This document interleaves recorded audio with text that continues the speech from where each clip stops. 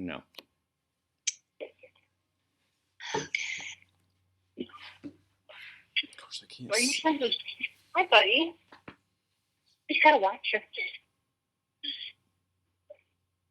Suffocating yourself.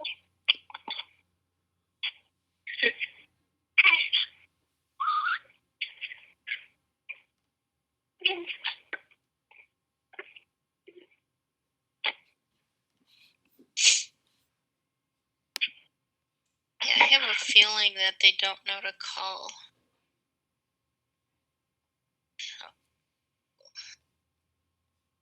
I'm going to log back in. Okay. Because I did the phone call to the phone, and it won't let me see the Safari page now, the Join Me. So, just a moment, and I'll reconnect. Okay. Okay. Well, there must be 3 other people somewhere. What is it doing in Safari? It just automatically pops up and says you need an app, and then it downloads a thing, and then you click on it, and then you dial in. Okay.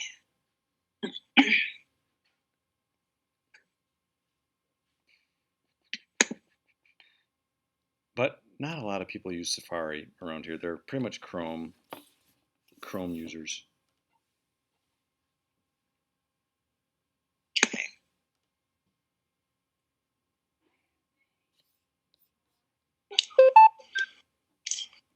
Okay, who's back?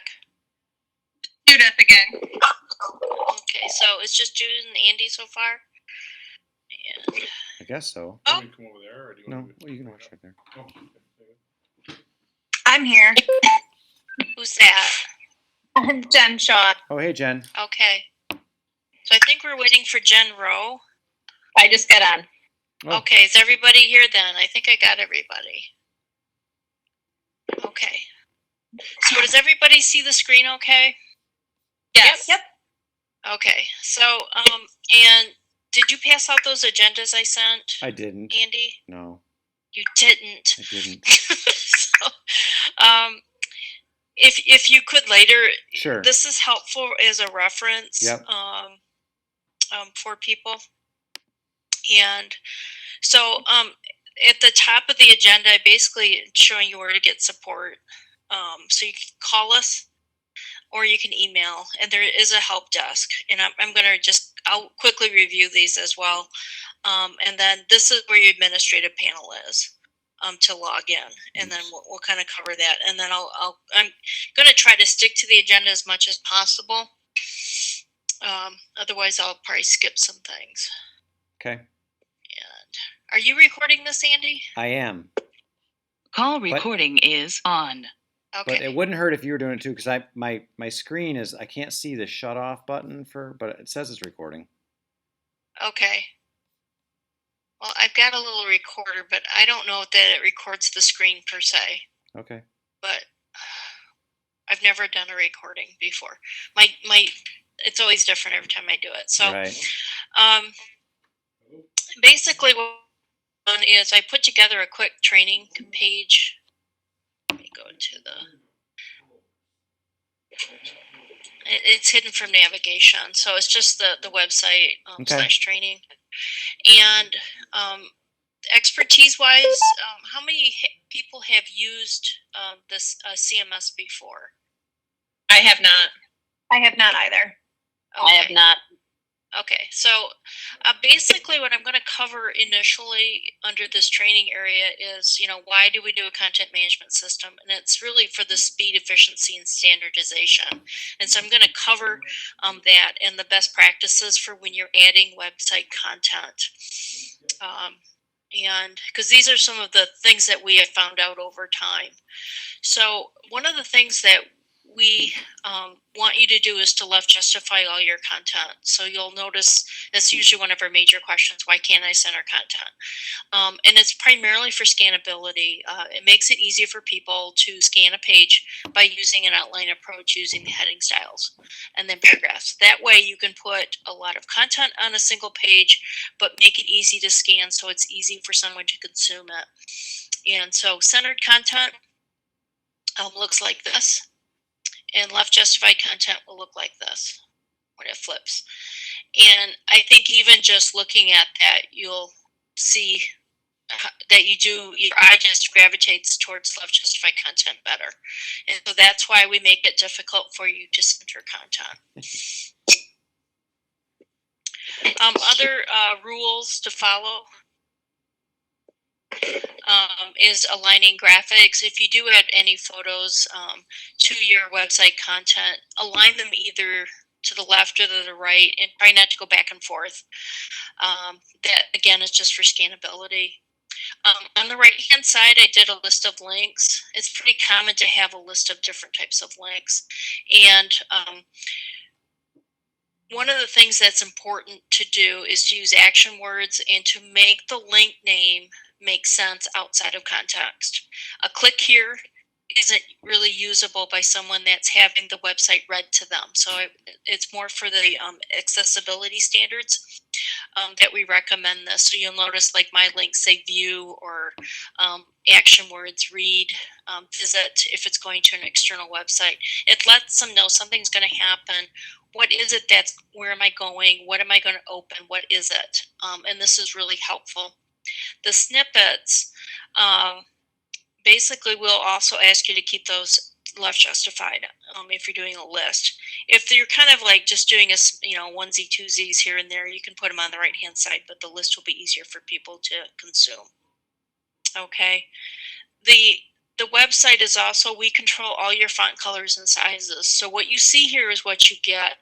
On occasion, you may want some changes, and we're happy to make those changes free of charge. If something's too small, you're too much orange, you want more black, or you want a different color of some sort. And that's just something that you would contact support about. Another thing that's important is using the bold text to make something stand out versus using all caps. All caps is hard to read on the web. We were trained since we were born to read in mixed case, and so therefore all caps is not a good idea. It takes up more space. It's harder to read. Italics text is also harder to read on the web. It has a place for it, but try to use it sparingly. Underlining text also makes people think a link is broken. You'll notice that your links have an underline on them that basically disappears on hover.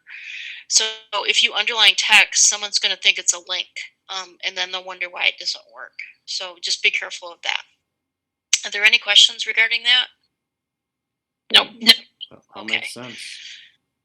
Okay, so if you want to make this available afterwards, you can add it to a menu, or just, like I said, it's just the /training Okay. at the end of the website. So in the guidelines, the ludington.foxbrightcms.com/admin, that's where you will go to access the administrative panel. And your username should all be first initial, A. Cleavorn, and your passwords should all be your first name and the number 1. And then you can go in and change them if you want. Okay, so when you first log in, this is what you will see, which is basically part of the help desk.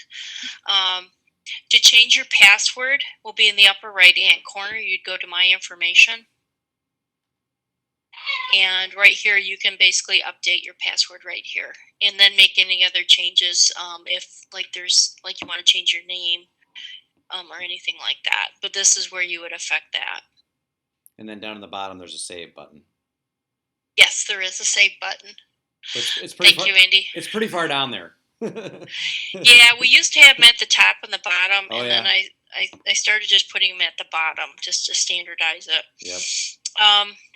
As we make changes in the system, we will make updates to this welcome page, so you will see it change after an upgrade. So Andy, this probably looks a little bit different to you. We broke out the links, so that should make you happy, Andy. So I was listening. Andy was and I agreed with Andy. It took a long time to link to a document. So there's now just different links, and I'll cover those. Okay. Documentation is here. The user's guide is probably the one that has the most information in it as far as adding content. There are some video tutorials, like if you're getting into photo galleries or spotlights and just want to watch something. I like to read things instead because I don't like listening to someone tell me how to do things. The adding links is new, and that kind of steps you through all the different types of links. And I think that's what most people get. The most support questions we'll get will be on that. Okay, so once you've logged in, if you're modifying content, you're going to go to web pages, and then what we call the page tree. So in the guide, I cover that in the agenda. So your content editing steps are to go to web pages and then the page tree. And then once you find the page you want to edit, you can click on it. And you can expand the tree by, there's plus signs here, and that will give you the sub pages. Okay, so you can kind of see how that works. Okay. So are you guys mostly in schools? Are you secretaries or principals? No, we hired some help for this. We Okay. Yep. So it's Okay, it's so- kind of a special a media specialist, not like media, but a communication Yeah. specialist type position. They're gonna Okay. do the web stuff, and in some cases do the building newsletters. Okay. So so if you want to edit a page, you can just click on the name, and that's going to pull up basically a preview version of the page, but with little red boxes around it. And that kind of tells you where content is that you can modify. So like this was my training page, and I can now select the edit to pull up the content editor. And so we're going to spend some time on this. So now I'm editing just this one content block that's on this page. The format drop list is over here on the right hand side. They'll always be there. The editor can look different in certain areas of the site, but all the functionality is the same no matter where you are. So from here, this is how you get to the page title and the different heading styles. And the page title should only be used one time on the page. It's an H1, and for the accessibility standards, it should only be on a page once. The browsers use it for specific things when they see an H1. So if you make everything in H1, the browser basically just poo-poos the page and doesn't really do anything. Did we lose somebody? We did. How did she get to that page? I don't know. Oh, she Who's clicked still on it here? in the page tree. Judith? Okay. Jen Is Rowe anybody- is still here. I'm still here. Okay. I'm still here. Jen Shaw. Okay, I'm just making sure. So that's where you'll do that, and there's a couple of paragraphs. One's a paragraph, and one's called an intro paragraph. The intro paragraph is meant to go with the page title, so you can see it's like a slightly larger and it has more space to it. But the rest of these, just kind of use them as you would like, to outline content. The pasting, a lot of the content you'll want to put onto the page will come from another document. It might come in, someone might send it to you in a Word document such as this, and then you'll want to paste it in. And so we do offer inserting content from Word, or it's any type of formatted content. So even if you're copying content off of another website and pasting it in, then you can use that, the paste. So I'll show you how that works. So I'm going to just, I'm going to grab some of this content here. So I basically did a copy. I'm going to copy that. And then when I go back to the editor, you put your mouse where you want to paste in the content, and you have to select the paste from Word, and it's going to pull up another dialog. And then you can use the Control V to paste it in, and then you can say OK. And so you can see it. Was there a question? Will that work with pages or only Word? It will work with any formatted content. Okay. Okay, so most of the time you're going to want to do the paste from Word. And so you can see it kind of kept things are bulleted and that type of thing. It also keeps the source code clean as well. So you can see it's converted everything over to, if you understand source code, but it cleans it up, gets rid of any gobbledygook and stuff. So that's recommended to do. There is an undo and a redo.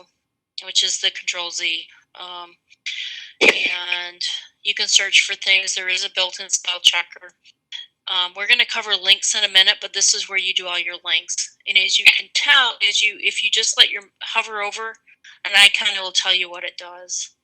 So you can see we can link to a file, we can link to a page, and we can link to an email. And then other formatting, the bolding, italics, underline is here. And so those all kind of work just like you would expect as if you're working in a Word document. Okay, are there any basic questions about the editor? I'm going to cover links next. Okay. So I don't want this to be a list anymore. So the lists are handled here. There's the numbered list and the bulleted list. So I'm going to just click on that and you see it removed it. And so now I'm in the editor. So this will be my list of links. For the most part, you're going to have 3 different types of links. The first link would be a link to an external website. And so the best way to ever do a link to an external website is go find the website you want to link to.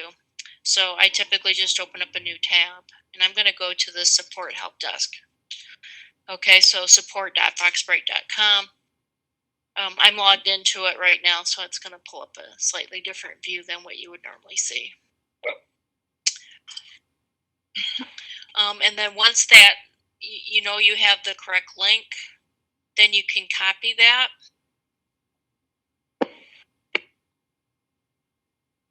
Make sure you get a good copy of the link. Make sure you include the HTTP or the HTTPS. That's very important for the system to know that it's an external link.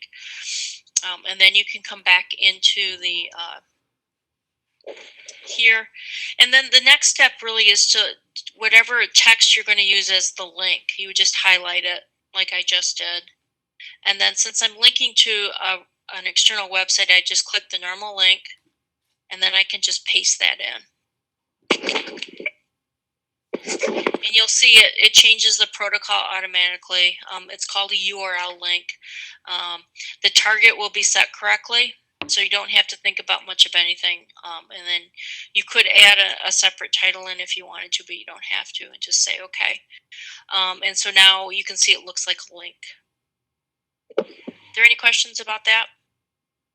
No. Okay. Nope.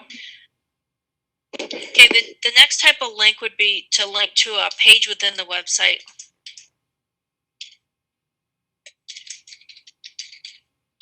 And so again, you would type in your text, highlight it, and this time we're going to pick the link to page. This time I can actually find it on the tree. So let's say I want to link to something under parents and student, the bus routes. So now I've selected it. You can see it filled in the URL, and so I'm basically done. I say okay, and it's been linked now. I'm going to update this text. And so you can change the text of a link after it's in there just by typing over what was there and deleting what you don't want. Okay. And then the last type of link is the one that you do most frequently, which is you would be linking to a document.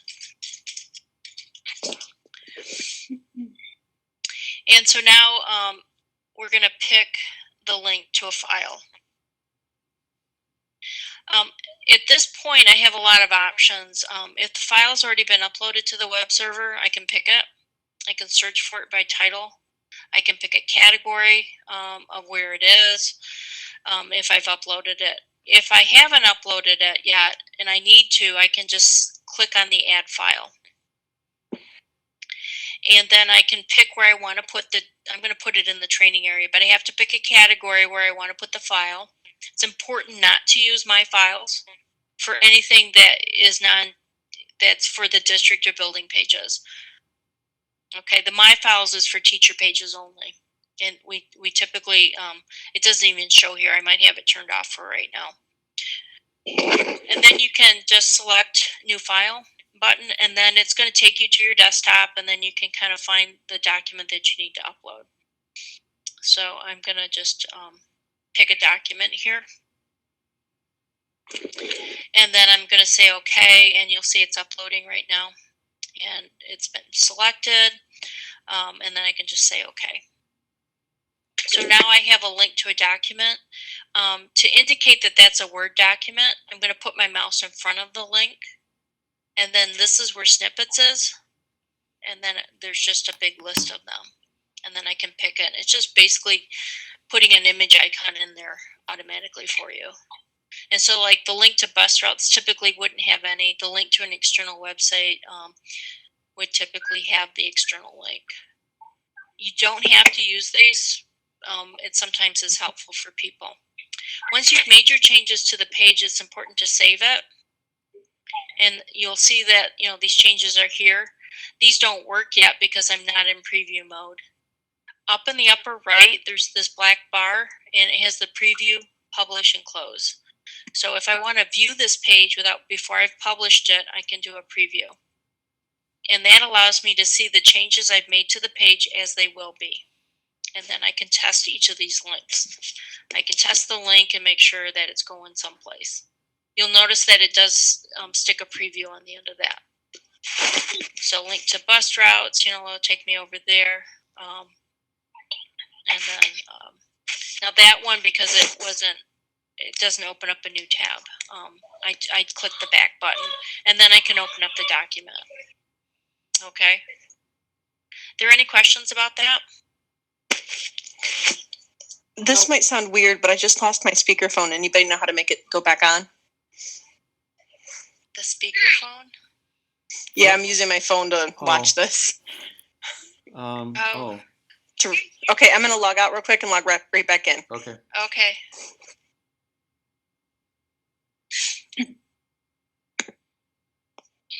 So that was linked to file. Yeah. Does anyone else have any questions about that? Not yet, but Okay. yeah, once we get started, who knows? Yeah.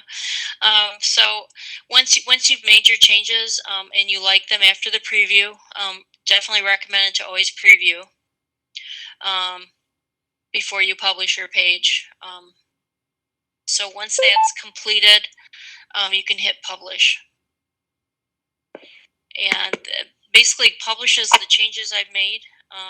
So if I go back out to the training page, this was my preview. I'm gonna, let's see if I go up to here. Then I'll see the changes on that page.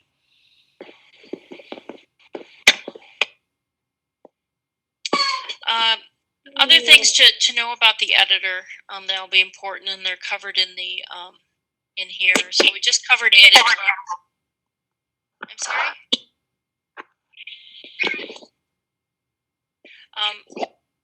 The email link I didn't cover, but that's pretty much like the other links. It would to add a mail to link. Most of the if you're doing any staff listings, we'll cover that a little bit later. But those already come built in with email links. Inserting a picture is very similar to what we were just doing. So if you're editing an area and want to add a picture to it, you basically put your cursor wherever you want the picture to be inserted. You select the insert image, and then you can browse for it. And so this is basically just browsing any files that are up on the server, or you can add a new file. I'm just going to pick our logo for now.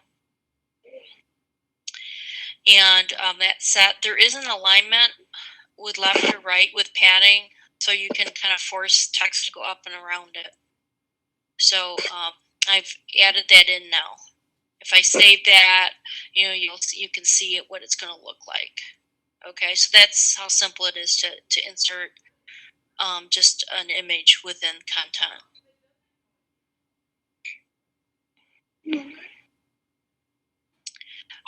The next one would be the what we call embedding media. This would be for YouTube or Vimeo typically. Our system doesn't do any streaming, so we do recommend you use a third party for long videos, which most schools will have either a YouTube or a Vimeo account. So, and then what you'll need to do is, and there's help documentation on the help desk about embedding video. But you basically would just find something that you want to watch. Do you have anything? Do you guys use YouTube? Yeah, we use YouTube. Okay. So, like, if I grab this one, there's the share. So you select share, and you want to pick embed. Okay, that's all you have to do, and so it automatically gives you this iframe code. You're all set, and you can just copy that.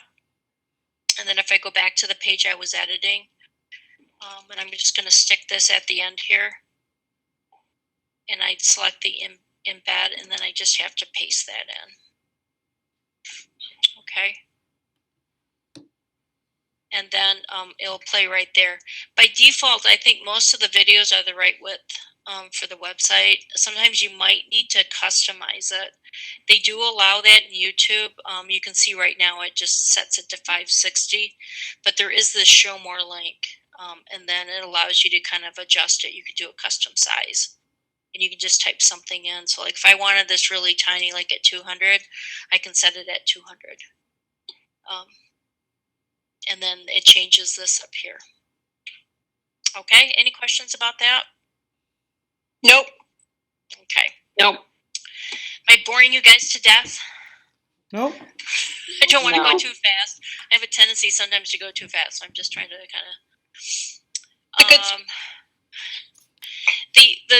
A new option we have now is Font Awesome, and this would basically allows you to embed a graphic, but as a font.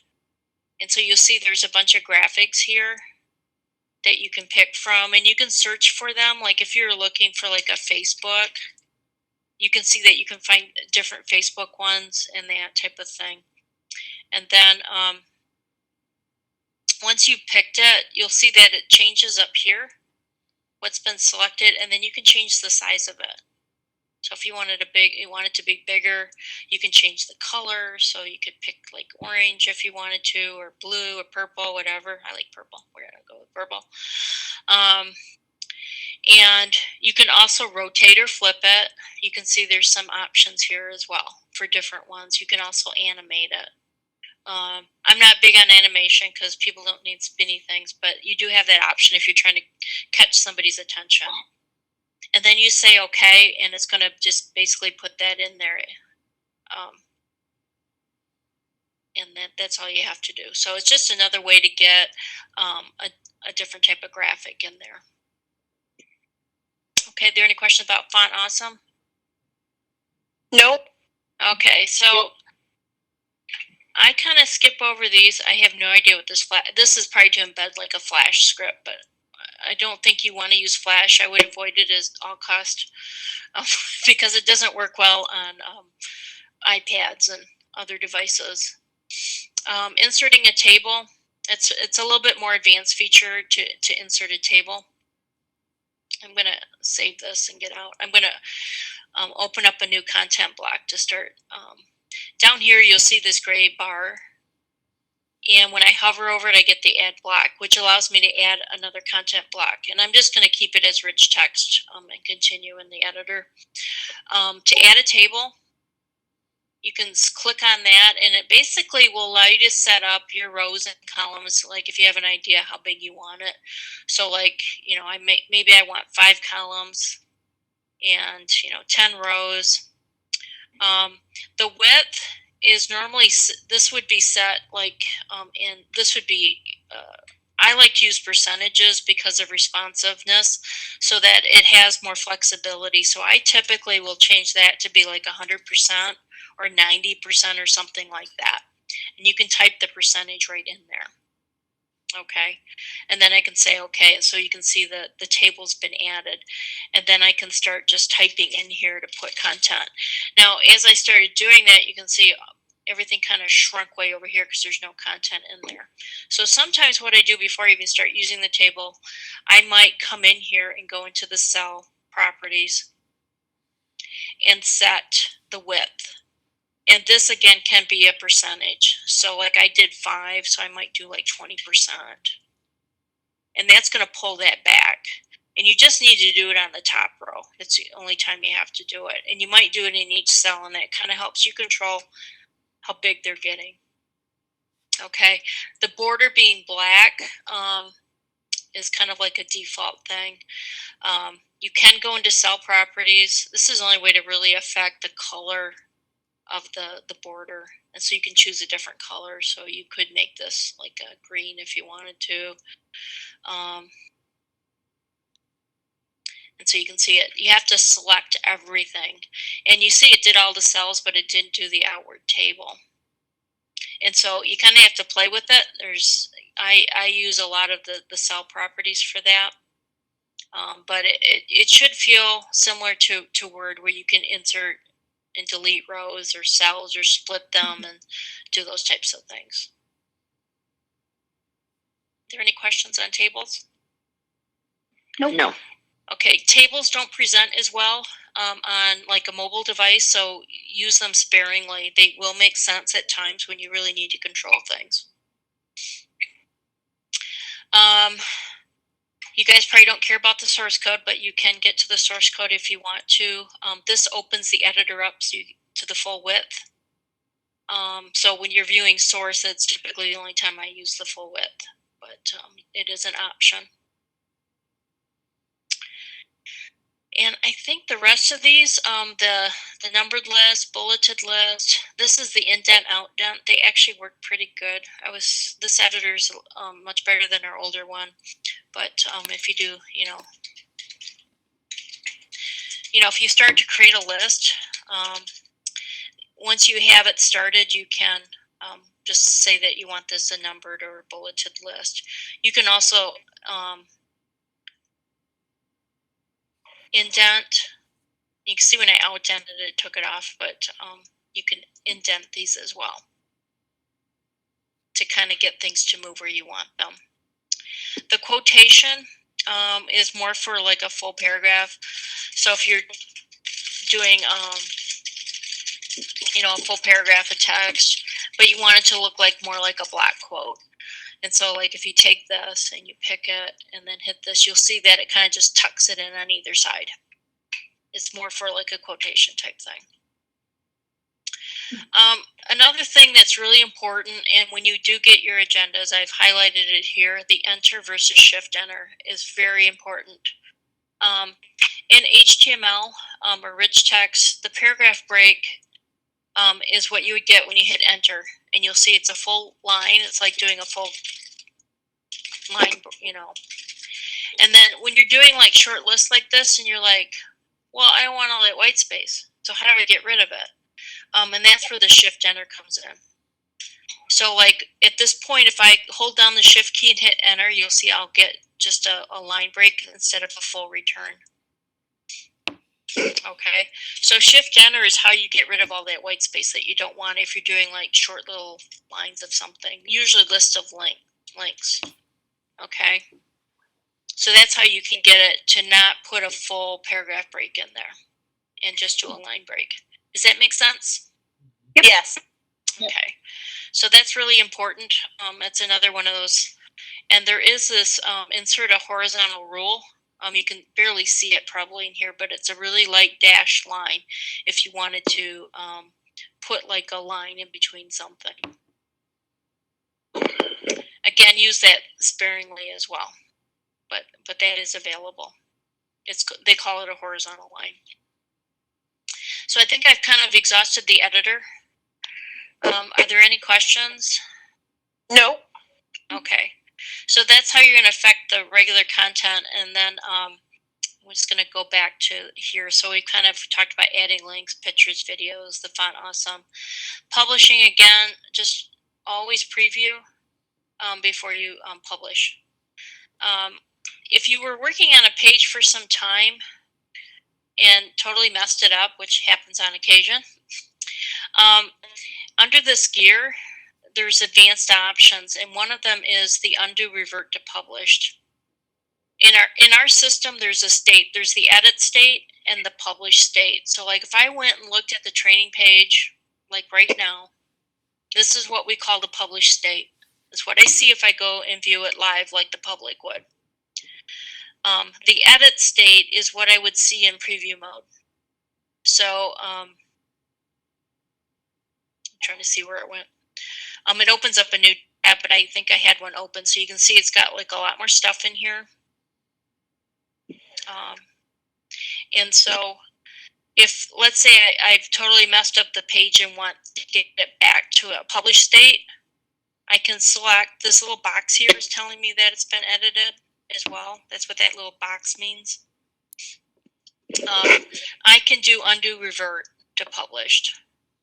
Okay, and it's going to tell me I'm going to lose all my changes, but sometimes that's a good thing, and I can revert the page back to published. And so you'll see the box went away. When I come back in here to edit it, we'll just see those, you know, where it was in the published state. So I've gotten rid of some changes I did. Okay, so that's like our big undo button. Is there any questions about that? Okay. No. To add new pages, basically off the tree under the gear is where you're going to get all your advanced features, and you can see there's an add page. And so our page is based upon this tree structure. We have parents and children and siblings is the way we talk about it. So like under training, if I want to add another page, I would select the gear and say add page. And let's say I want to create a page that's just a new, I'm just going to call it a new page. After I tab out of the menu name, it's going to pre-populate the page title, the internal name, and the path. If the path, that's the URL, if that's starting to get long, this is when you can still edit it and change it. If it's a really long name. Normally you won't need to do that. The internal name is only seen inside. Okay, you'll only see it on the page tree. Nobody will ever see it unless they're an editor of some sort. I sometimes make notes, you know, like maybe I'm going to redirect the page, you know, to the parent portal. And that's just a note to me, so when I see the page, I know what it's supposed to be doing. So let's say I did want to redirect this to the parent portal. You'll see there's a redirect settings over here. And that's where you can paste in the destination. So you have to say, yes, I want to redirect it. Paste in the destination. You could find it if it's like within the website. And then if you want to open it up in a new window, typically you do on a redirect to an external website. And then you could just paste it in. So that's how you handle like a page redirect. So that something is in the menu itself. Did you guys follow that okay? Yes. Okay. Yeah. The layout settings, this is how you get different page settings. And the only ones you're going to use are inside and landing, and maybe inside with no subpages. And so what does that mean? Okay, so I'm going to kind of cover some of these. I'm going to cancel it. Well, if I did a landing page, I'm trying to think if you guys are using them. Typically the school should be a landing page. Yeah, I think so. Okay, so a landing page has an area above it, and then it has two narrow columns underneath it. Okay, so that you can have content that goes the full width of the content area, but then you can also split it underneath. So it's meant for like doing newsletters, or like if you're doing a page with lots of links, you could do the landing page and put them in the two columns underneath to break them up into two columns. So I'm going to change, here, let me undo this. So I've made this a landing. Once I add a page, I can save it, and you'll see that the page has been added. And then I can select it to edit it. If that truly was a redirect, I couldn't edit it. It would tell me I could update the link. But here you can kind of get a better idea of the columns because they're in gray. So I can add a block, and then I could make that a calendar. This is how you're also going to affect what type of content. So whether you want some mini calendar, you can add that in, and then you can pick one. You can title it. Okay, then you can see I got a mini calendar. I could do an upcoming events. And again, I can pick one or more calendars that I want to show. Typically it's district plus building would be pretty normal. I can label it. The upcoming events does require that you set out how far in the future you want events to show. So like I could set this like 90 days out. I usually don't like to show past events. And then the max entries is really important. 30 is like way too many. I usually set it like down to 8 or 10 or something like that. That just controls it. So when you get into a really active period of the calendar, you're not getting a lot of events. So like I'm not getting any events here, which is not good. Well, there's probably not, oh, well, there's probably not any. It's July. I did 90 days out. Oh, There they are. Okay, I just didn't pick one of the calendars that had the events on. right. So, so that's how those show. Okay, and I added the iCal on this one, so you see the little iCal. That's so people can subscribe to it. So that's how you put different types of content on the page, and the different types of content. You're going to control the content through something else. You guys are using Google Calendars, I believe. Yep. So those calendars have been set up. So like you're going to change calendar event information by logging into Google Calendars. You won't use the Foxbright system. But wherever those calendars are being shown on the website, they'll automatically be updated. News, spotlights, and forms. Examples of the spotlights.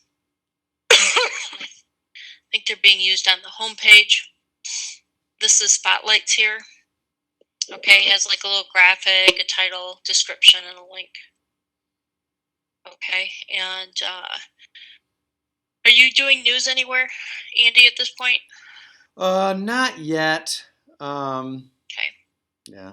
I'm going to flip over to another site that we're working on right now, just so I can show you different ways to present news. Yep. So Wildlight does a lot of press releases, but they do them as documents, and so you can see like you're basically putting in your press release date, a title, and then you link it to the document.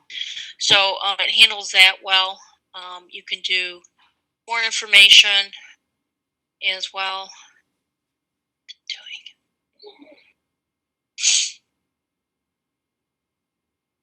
We're doing an update. Oh, see, we just did an update on them.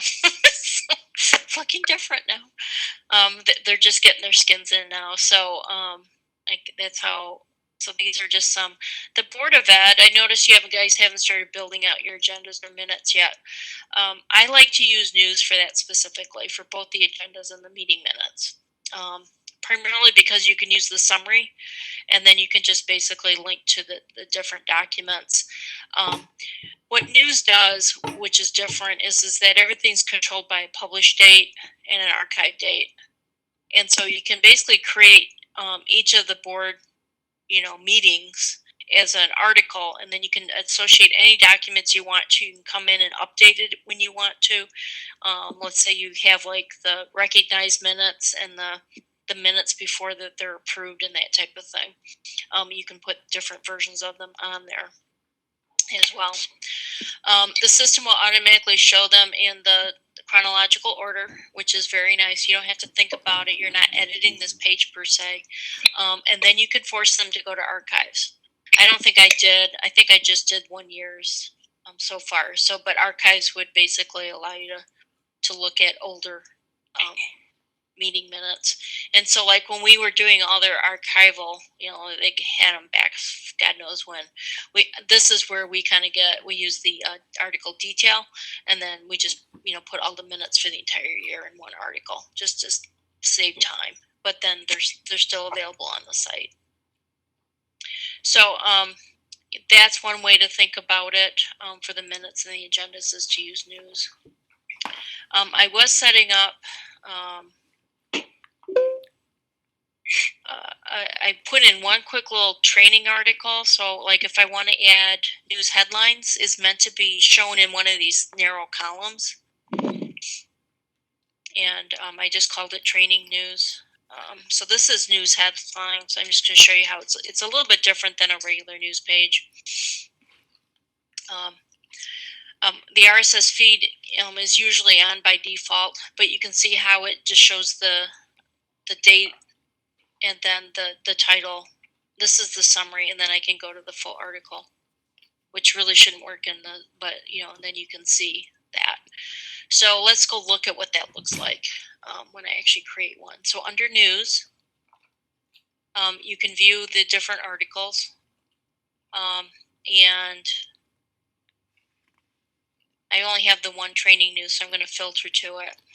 So you can put in the article title, publish date. You can override how that's going to show to be like in a different format. It doesn't have to be a date at all. It could be it can be just plain text. It's just a plain text field.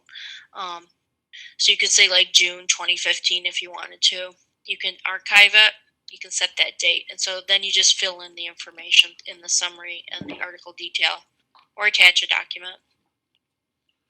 To display it in headline news, you select yes, so that it will show there. That's going to, I think, disappear soon. It's kind of an obsolete thing. Yeah, yeah, yep. That'd be okay. Are there any example of questions external about the link. news? No. Okay, someone mentioned newsletters. Yes. So we have what we call a newsletter type of news. So I'm going to call this the training newsletter. Okay, and so you change the type to newsletter instead of news. Okay, and what that does is it simplifies when you're adding a news article. So when I pick that I'm doing a training newsletter, you'll see that my only options are to put in a title, date, and then link it to a document right here. I have to upload it and associate it with it. Would that work for what you're doing? Do you have like a published? Yeah. So,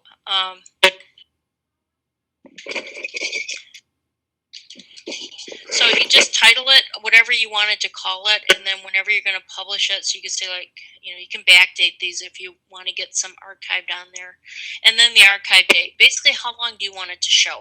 Is it like if you're doing weeklies, do you want like 4 to show at a time? So you're going to like, show them for a month or 2 months. I'm going to set this out to August 31 for now.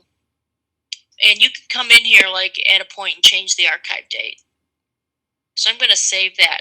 Now, this training newsletter isn't going to show anywhere until I add it to a page. I have to add something to show this training newsletters. So I'm going to go back to web pages, and I'm going to edit the training page. And I'm going to add a new block, and then I'm just going to say that I want to show newsletters. Make sure you don't pick news headlines or news articles. It has to be of type newsletters. And then I can pick my newsletter. I'm being really sloppy. I'm usually very careful about case and that. But the show more news link just basically gives you an archives link so you can see previous ones. So you can turn that off if you don't want them to see old ones, because they're not relevant anymore. The RSS is on. You should put a title and description in there. And so when I save that, you'll see that that's how it's going to look now. I'm going to preview this page. So the training newsletter is here, and you can see it says June newsletter. It puts a little newsy icon. I didn't link it to anything, so it's not linked. Okay, but it's showing. So had you put a PDF in there, then it would have linked, right? Yes. So it's a common thing people forget to do. It's not uncommon to do that. So I'm going to link that now. So you just select your file. And it can be any of the different types. I don't know if I got any. What am I doing? Let's just go into training.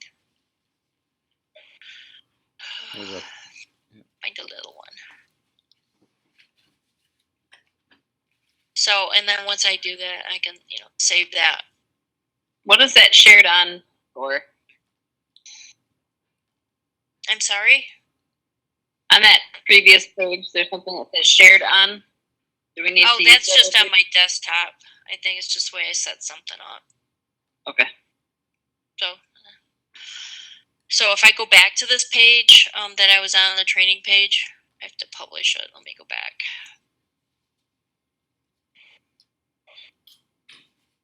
So if I preview this page, we'll see that now it's going to link the newsletter. Okay. And then, you know, kind of a big newsletter. But so, you know, try to make sure you're using like a PDF publisher. Right. I don't know what you guys make No, yours they'll be in. posting PDFs. Okay. So. Okay. So that's kind of news in a nutshell. There is a good video on that for a refresher, or there's, you know, just plain documentation on that as well. So like 3 days from now or next week, when you go back on here, just remember that there's these module guides, and they are specific to something. So this one's just is specific to news. Okay. And so that one's really good, like just for a refresher. Otherwise, just, you know, give us a quick call or send a question in if you're getting stuck. You shouldn't get frustrated in the system. Usually you're either missing something or something might be broken. You know, after an upgrade, sometimes, you know, we don't catch all the bugs. And a lot of times we can correct it quite quickly. So just be aware of that. I don't want you getting frustrated when you're trying to do something. Do you want me to cover spotlights at all, Andy? Yeah, just to kind of, yes, please. Yeah, I'm going to do the spotlights, and then I'm going to come back around for for these focus images as well. So spotlights is like news, where it's separated out, and you manage spotlights through here. So there's different spotlight groups that have been created. So there's a district spotlight. The little thumbnail should be 114 by 84. The high school has some spotlights. You can see we created different ones. And you can share spotlights. When you're looking at the district, I don't want to go there. From the district spotlights, if you want to change the order of how the spotlights are showing, you can do that as well. There's just drag and drop in here to control that. When you add a spotlight, it's very straightforward. You pick your group, you put a title in, you can put your description in, but then you have to upload a file. The system will smush whatever you stick up there in for your image file. Okay, so if you put up a huge image, it's going to smush it to 114 by something. So I generally recommend that you prep that, because obviously we don't need to be, you know, downloading a very large file when it's only showing something really small. You can link a spotlight. Andy, you'll like that door behind you.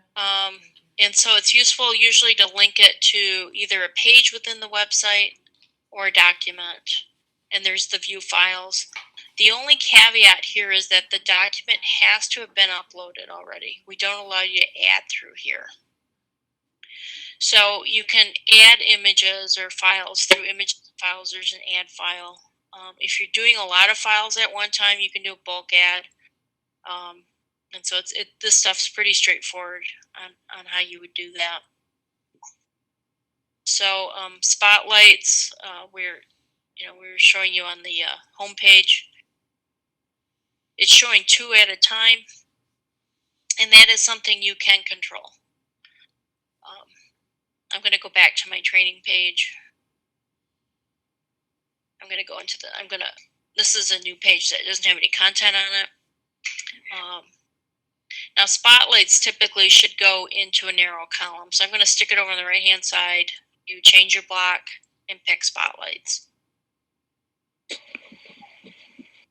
And then you can pick which group you want. You can set the number to display at once. So you could set it to 4 if you wanted to.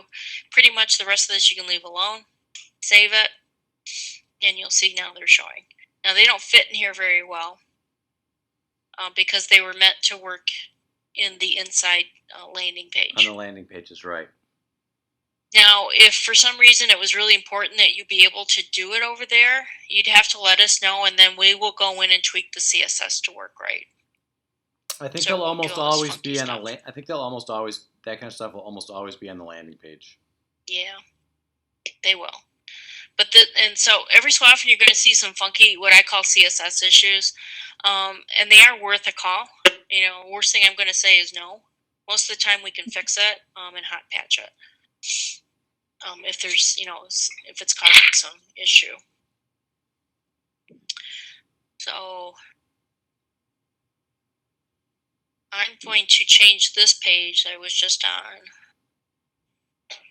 to a landing page. So I can come in here and change what type of layout it is. If I go into the settings, it takes me back to that first page we saw when we were adding a page, and I can change that to a landing. Okay. And so now when I edit that page, I'll get that, and I can grab this and pull it over into here. Okay, so it's easy to move and drag content around. There is that as well. So now if we preview that, it's obviously it's already looking better. Okay. The focus images. Andy, I'm assuming you're gonna do the home page. Yep. Okay. Within the schools, I'm assuming they have some type of a I did picture. them all. I did them all too. Yep. Okay. And can we talk about this over here? Do you like this? Sorry. I don't like it, as you can tell. Yeah. No. Sorry, Andy. We do. Getting all the Okay. people is the most important thing we have not been able to do very easily. So nope. Yeah. Let me cover the staff a little bit. I think because the number of teachers you have per building, this works. Normally, I would do that in a row listing. So I'm going to show you some different format options. Okay. And I saw you did that. And I go, well, it works and it looks fine. So I don't know what it's one of my hang-ups. So I apologize. What Andy did was he picked the staff listing, and it has a lot of different options for showing staff. Normally like right now it's showing all the staff in all the buildings. You can filter down to a specific building, so I can pick just the high school, and I can pick only the office staff if I want to. And then there's a couple different sort mechanisms. Typically for school buildings, if I'm only showing office staff, I would sort by position. So the principal's up at top, and then I would change it to a row listing. And then I would show the first name and then position typically, because that would make sense to me, and then I'd save that. And so then you get a different kind of look. Now, another way to change this look, let's say I wanted to do the full staff as we're doing. If I remove this filter, I can do a group by, which I think you're doing. Mm-hmm. And then you could still do the row listing. And it's just a different presentation. I don't know if you need position at this point, so we'd hide that. And you don't have phone numbers, is that correct? Correct. Okay. The profile icon is if you're doing teacher pages. Yep. If you wanted their name to link. So yeah, we'll save that. So, but you can kind of see why Andy picked what he did, because obviously the way that he's doing it looks better. It does. So there's just some different ones. Did you put a search version? Yeah, you got the staff directory, the search. Yeah.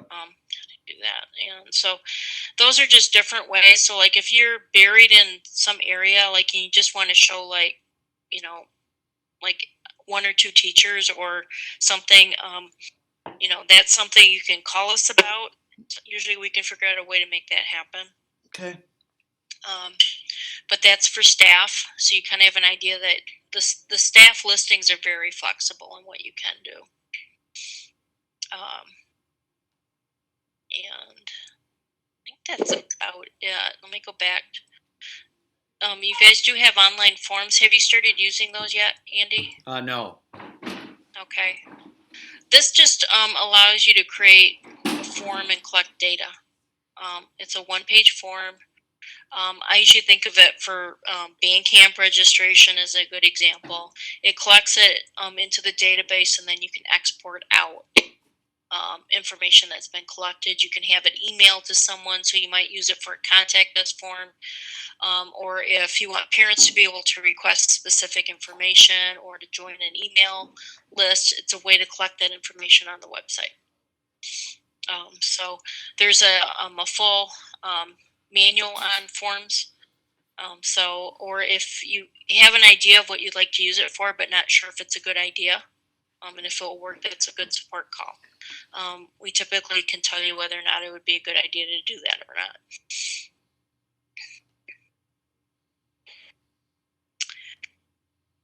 Okay.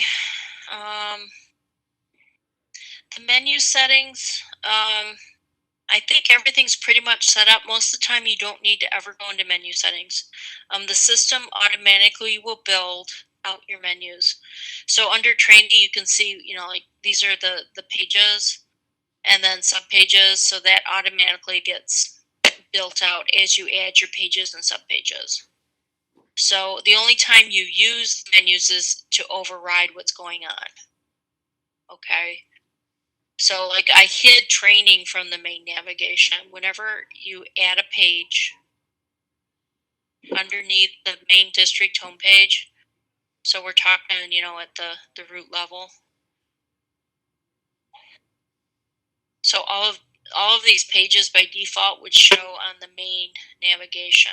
And I kind of have those. I kind of have those set because I don't want drop downs over that content. So I hid all those on purpose. Okay, yeah, and that's fine. Did we have drop menus turned on or off? They were on, but I just hid them. Well, if you want us to turn that off, then you won't have to hide them. Nope, that's fine. Okay. These guys, doing everything the hard way. There won't be a lot of page making going on. Okay. I don't think. Yeah.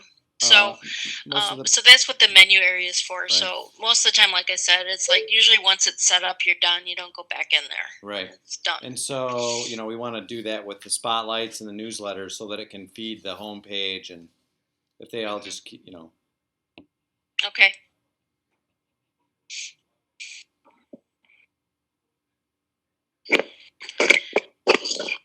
And I think,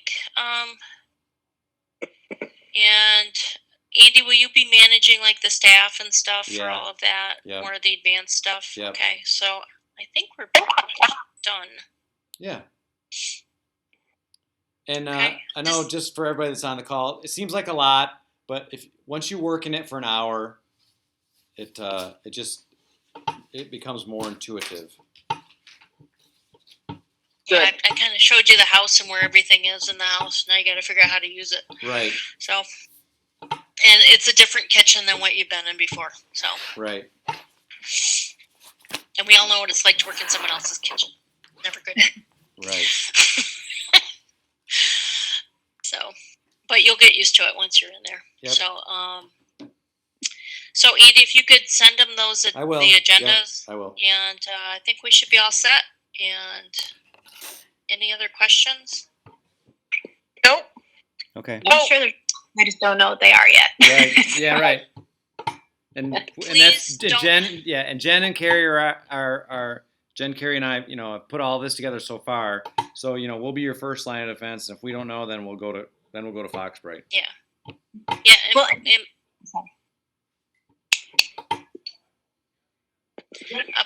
Please don't hesitate to use support, please. I always tell people that I would expect to hear from you for at least 3 months from now, where you're still asking questions. It doesn't irritate us. It's just normal. And it dies off after a while once you get through it. So we're here to help. And Andy, we're pretty much primarily just working on each of our own school buildings, correct? Pretty much, yes. Okay. I just wanted to make sure because the rest, it seems very overwhelming, but we're looking at so much today, whereas we'll be more narrow focused on each of our own buildings. Exactly. Okay. Okay. When does this live? I don't have any idea. There was only half the You guys people. haven't decided yet? There's only half the people on the call, so so the other half have to, catch up. Okay. But probably hopefully the middle of August, before school starts or about the same time.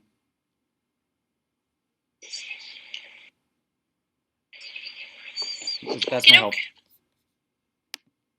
Okay. All right, and I'll post this link somewhere.